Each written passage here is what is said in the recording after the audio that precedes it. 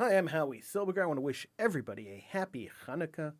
It is such a pleasure to wish you a happy Chanukah. Chanukah is one of my favorite holidays. The reason it is my favorite holiday, or one of them at least, is because it celebrates Jewish strength. It celebrates the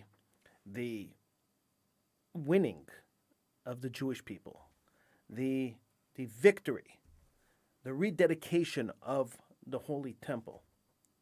Hanukkah is the festival of lights, and it is lights because of the menorah, because we light the candles on the menorah to shine the light of Judaism, to shine the light of righteousness, to shine the light of morality around the world.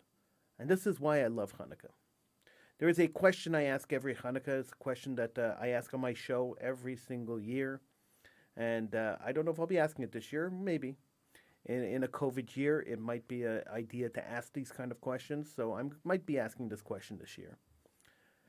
But I'll ask it to you now because we'll do a little preemptive questioning. We'll do a little preemptive show here. I'll ask you right now. Who do you think today would be a Maccabee? Who would be a Maccabee today? We know who the Maccabees were. We knew the Maccabees fought and succeeded in beating the oppressors and winning the war. We realize, we know that the Maccabees reclaimed the temple, the Beis Hamikdash, the Holy Temple of Jerusalem, reclaimed it for the Jewish people. They cleared it out, they re-sanitized it, and then the miracle of Hanukkah happened, and the miracle was that oil that should have lasted for 1 day lasted for 8 days until they had time to purify more oil. And this was the miracle of Hanukkah. So we understand the miracle. We know that that the Maccabees stood up against the oppressors, stood up against the people trying to push down Judaism, trying to destroy the Jewish people, and the Maccabees stood up against them. And we know that that there were times in Jewish history after that where the lessons of the Maccabees wasn't so prevalent. There were times in Jewish history after that where the Jews didn't fight back. But now we live in a time where Jews live relatively free. We live in a time where assimilation is killing more Jews than oppressors. We live in a time where we need Maccabees, where we need more people to stand up for Judaism. We need more people to fight for the cause of Torah, for the cause of Judaism, for the cause of authentic Judaism. Now, who would you consider a Maccabee today? Give me a call, 1-877-669-1292. Let's have this discussion. Who do you think is a Maccabee? I have a couple of ideas. I have a couple of people in mind that I think I would consider a Maccabee. I think, if we go locally, if we go like Canadian-wise, I would put Mayor Weinstein of the Jewish Defense League in that category.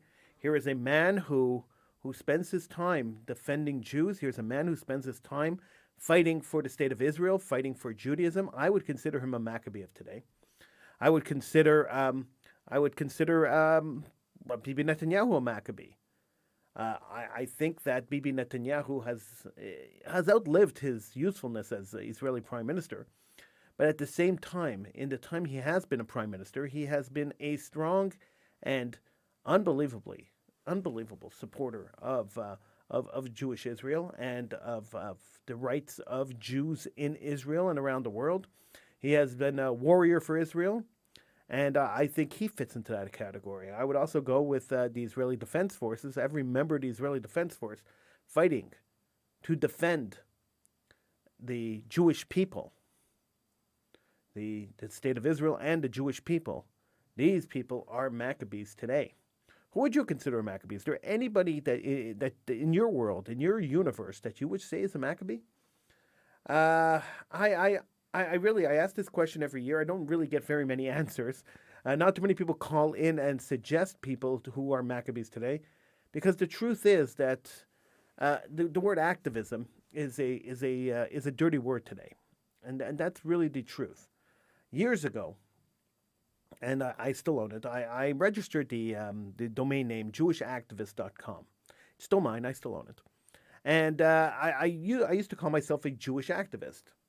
And when I did that, when I was a Jewish activist, people used to always say to me, "Howie, don't call yourself a Jewish activist. That's a horrible thing to call yourself, because activism is a negative thing. It's not a positive thing. So don't be an activist." And I always thought that was such a strange thing for people to say. I always felt that that was really a weird thing for people to tell me. Don't call yourself an activist. Why not? What is wrong with standing up for what you believe in? What is wrong for standing up for your convictions? What is wrong with standing up and expressing an opinion? Why is that wrong? What is the problem with that? I still don't understand why it is an issue. I still don't understand why people were worried as a young man that I called myself an activist. But it did prompt me. It did prompt me at the time to change the website name. I kept the domain because I love the domain jewishactivist.com. I kept the domain, but I changed my domain name because people convinced me that there's something wrong with being an activist. I don't particularly agree. I don't think there's anything wrong with activism. I don't think there's anything wrong with standing up for what you believe in and fighting for your cause. I don't think there's anything wrong with that. Now, sometimes your cause is not it doesn't follow the general consensus of what society believes in whatever issue you're fighting, and that's true too. Sometimes you're counterculture, and that's fine too. I have no issue with being counterculture. I have no issue with expressing an opinion that some people might find abhorrent. I have no issue with that at all. Not if my opinion is based on morality and based on my precept of morality. I have no problem with people finding it abhorrent when I say certain things. It is unfortunate that Jews living in the diaspora, Jews living outside of the unified state of Israel, have fell into this trap of assimilation and have fell into this trap of thinking like the people around them. It is extremely unfortunate that this has happened. And so we've come to a point where the assimilation factor is actually taking over the Jewish factor. And this is where I have an issue, and this is where my activism comes in. I've been a fighter for Judaism and for Jewish thought and for the Jewish experience my whole life. I have always stood up and defended Judaism. Whether it's been popular or not popular, it hasn't mattered to me. And I think more people should be like the Maccabees and should stand up and fight the oppressor we are facing today, which is assimilation, and fight against assimilation, and fight to maintain Judaism and Jewish tradition, to not allow our communities to give up on it, to not allow assimilation to take over, to try to avoid our children marrying outside of the faith, to try to avoid the perpetration of more secular ideas within the Jewish experience. Judaism was designed by God. God has his way. God dictated to us exactly how Judaism should go. We should follow the rule of God as closely as possible.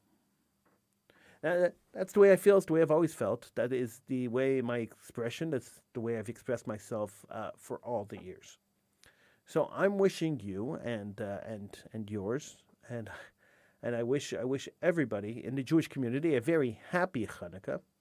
I hope and I pray that the Chanukah experience, the lighting of the candles and the spreading of the light, will shine brightly in the Jewish community and will encourage Jews to relook at Judaism, to re-engage in Judaism, and to rejoin the Jewish faith.